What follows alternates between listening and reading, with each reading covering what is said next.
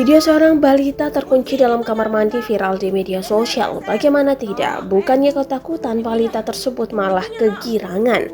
Ia bahkan masih sempat melambaikan tangan pada ibunya yang begitu panik.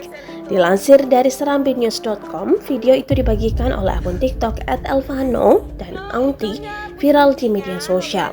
Video tersebut telah ditonton hingga 6,9 juta kali.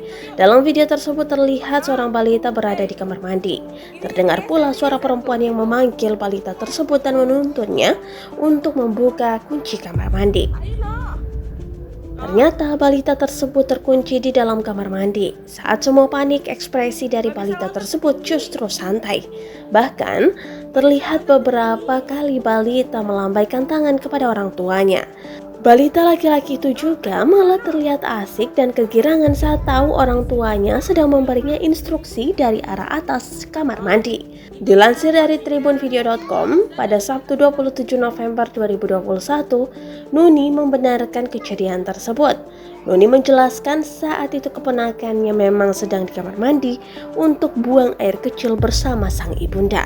Sang ibunda yang saat itu hendak menaruh baju kotornya meninggalkan balita tersebut.